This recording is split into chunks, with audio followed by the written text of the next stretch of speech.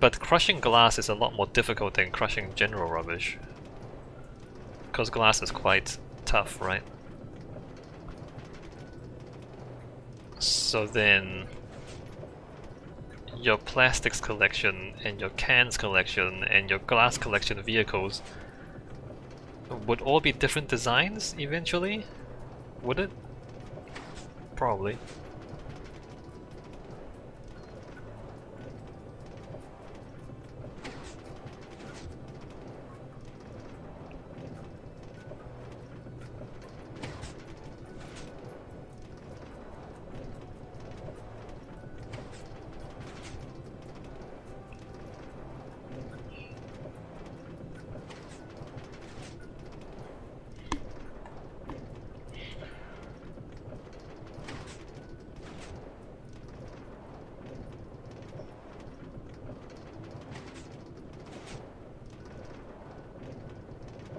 Do you think if self-driving cars had no headlights, would they run over more deer or fewer deer?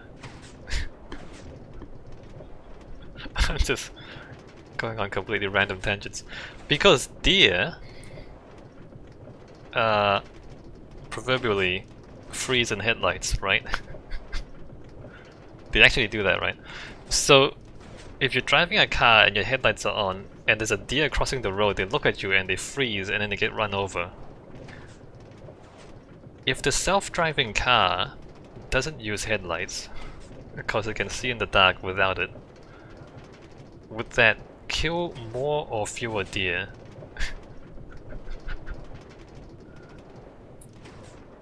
Although I guess just the faster reaction and braking times would save more deer than the lack of lights.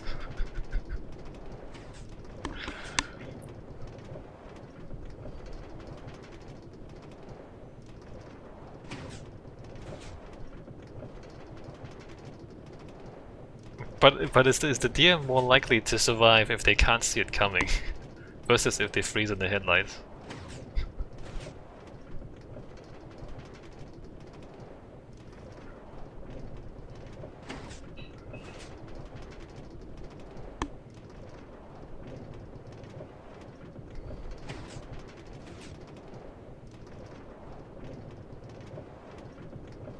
Where am I going? I'm going to... Wait. I'm gonna 1-1? No, I'm gonna nod, right? I'm gonna... I am gonna 1-1. Okay, 1-1 nod is where I'm going. Good.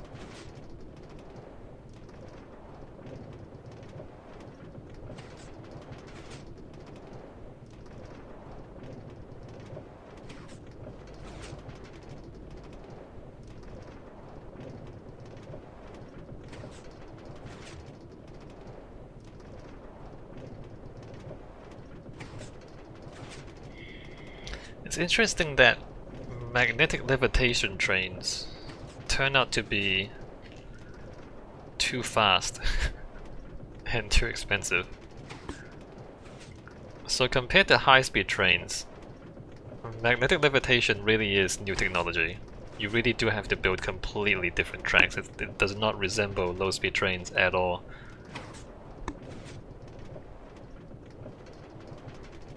But the train goes so fast that you have to travel very long distances before it reaches full speed. And one of the few active Maglev services is in Shanghai. It goes from Shanghai city to the airport, I believe. But that one, you basically accelerate and then as you're at top speed, you start decelerating, and by the time you decelerate, you're at the destination. So you just spend the whole trip accelerating and then decelerating. So it's barely worth building it, right? If it was any shorter, you would never reach full speed, and there's no point building such a fast train because you never reach full speed. So the distance of the train has to be long enough that you actually get to full speed, so that there's a point to the speed.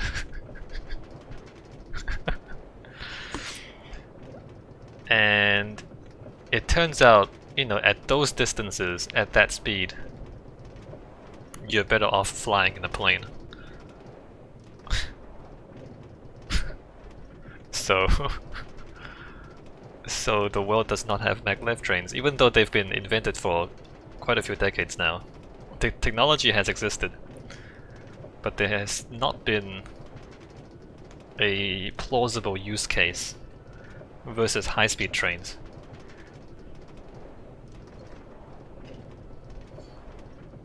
Which I find funny to think about.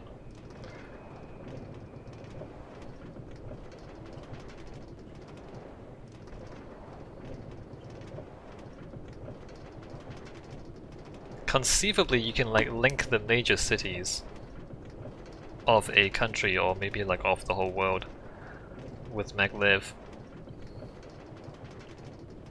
But the cost of building the tracks would be so high that you might as well just fly.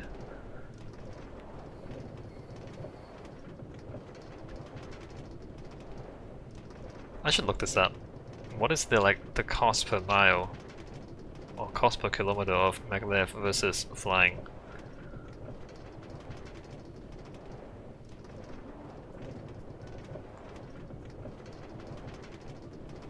Let me Google this, hold on. Cost of maglev versus flying.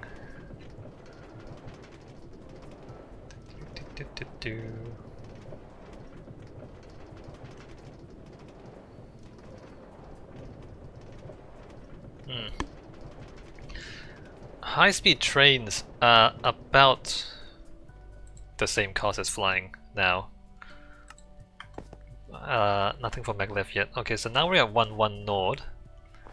I'm gonna restart the game again to prevent lag.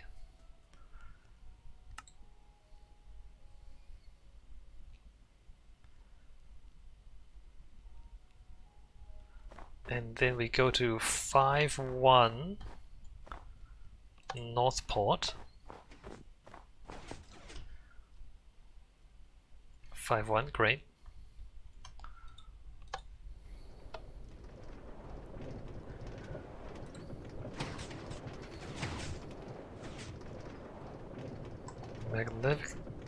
Magnetic levitation for domestic travel.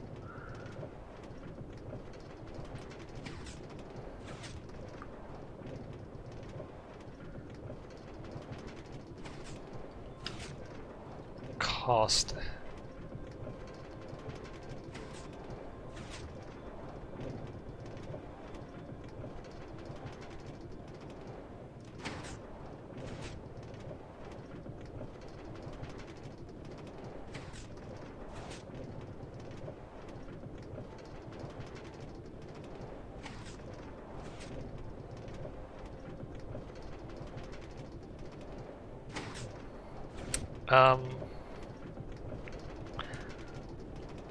Let's see.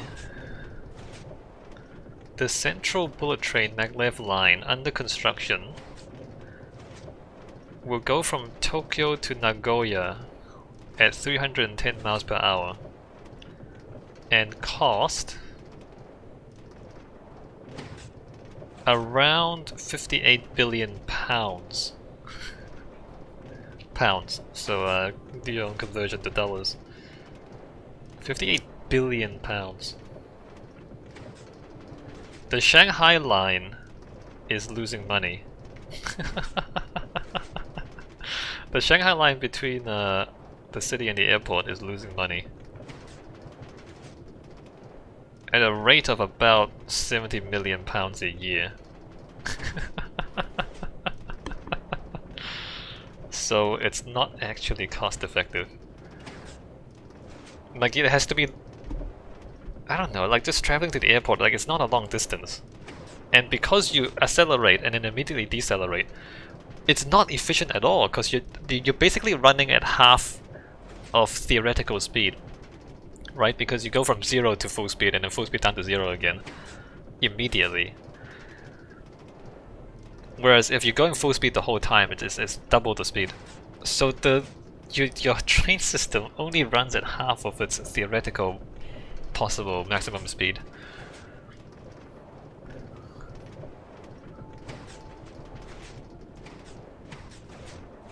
Like it is a technology demonstrator more than anything else. It's not meant to be commercially viable.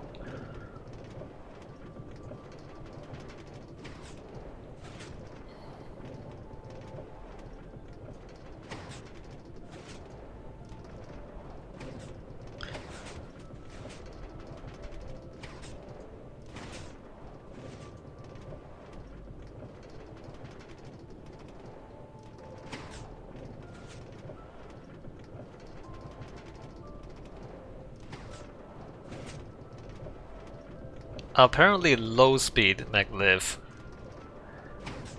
is better. So Maglev just means that the train levitates above the tracks. It doesn't actually specify how fast it goes. It allows for very high speeds because of no friction, but it also can be a low speed network.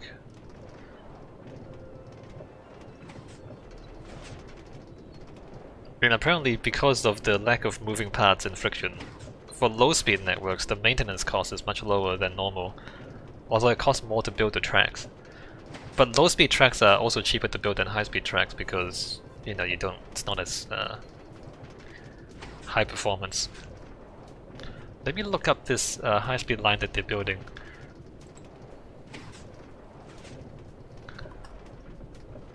On Wikipedia.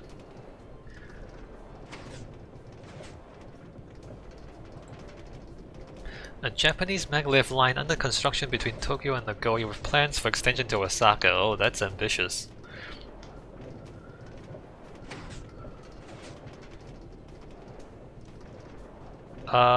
Connect Tokyo and Osaka in 67 minutes, running at a maximum speed of 505 kilometers per hour.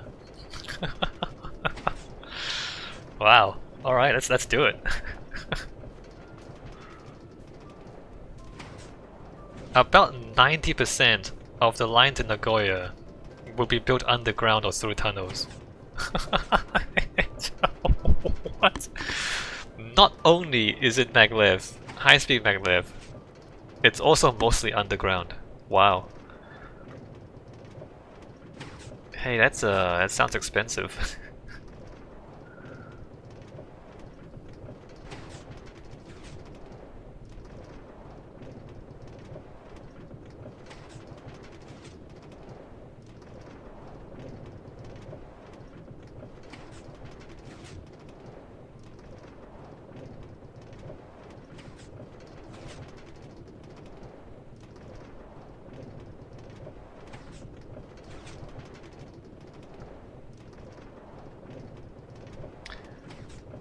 Let's see. Construction commenced in 2014. Aims to begin commercial service between Tokyo and Nagoya in 2027. Alright, so 7 years from now. With the Nagoya-Osaka section originally planned to be completed by 2045. 25 years from now. It's gonna take 25 more years just to link Tokyo to Osaka. Wait a minute. It's gonna take how many years? It started in 2014.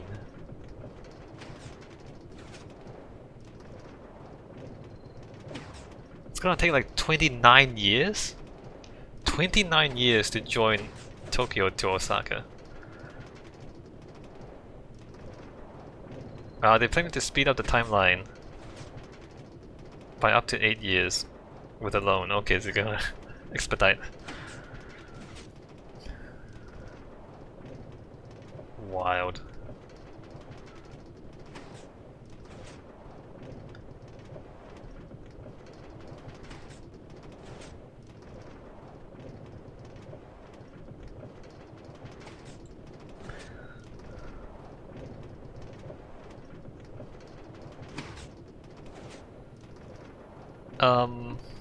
Let's see. It's estimated at 2011. It was estimated to cost over 9 trillion yen. But the company expects to make a pre-tax profit of around 70 billion yen in 2026. Ambitious. So if we consider that they make 100 billion yen a year, which is more ambitious than what they're planning, 100 billion yen a year, it will take them 90 years to pay back the 9 trillion yen.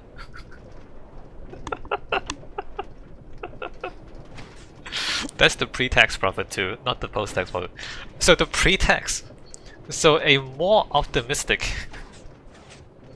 estimate, it will take them 90 years to pay back the cost of this thing.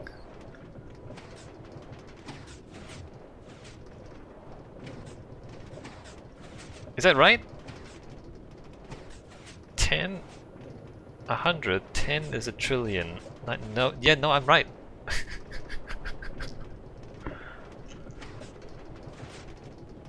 Okay, so that's completely unfeasible from an economic perspective.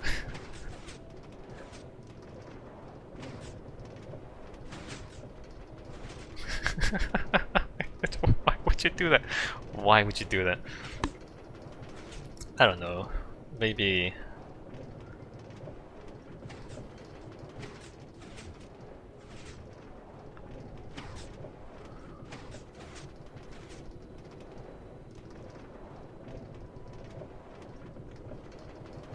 It seems like a disaster to me. It seems like a whole lot of money. And not very much profit.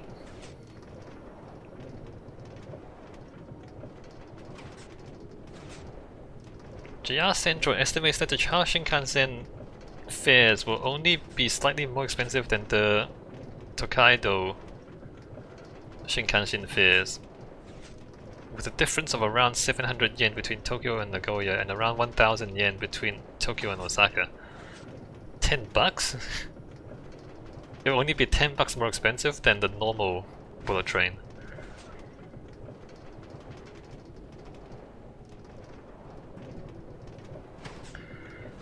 Okay, the positive economic impact of the Chao Shinkansen in reducing travel times between the cities has been estimated at anywhere between 5 and 17 trillion yen during the line's first 50 years of operation. 50 years! In 50 years of operation, it will provide from 5 to 17 trillion yen of general economic benefit to Japan. It costs 9 trillion yen to build. Over 9 trillion yen to build. So even if we factor in not just the profitability of the line itself, but also the benefits to the wider economy, it's still gonna take like 50 years to pay back. That's not worth the money. That is not worth the money. 50 years? A lot can change in 50 years. And like, there are many other things that are more beneficial that you can spend that money on. There's no way this is worthwhile. Like, it's really cool to have a maglev train going from Osaka to Tokyo, but there's no way this is worthwhile. Crazy.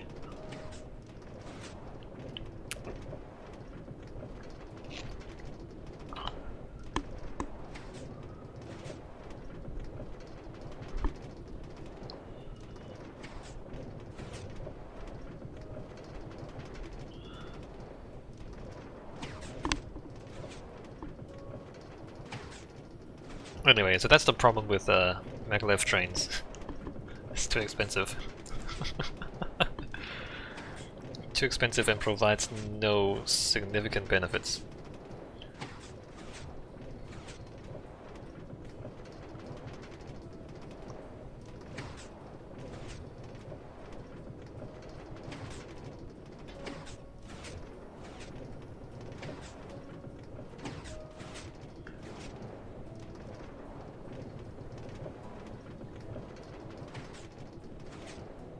Let's see.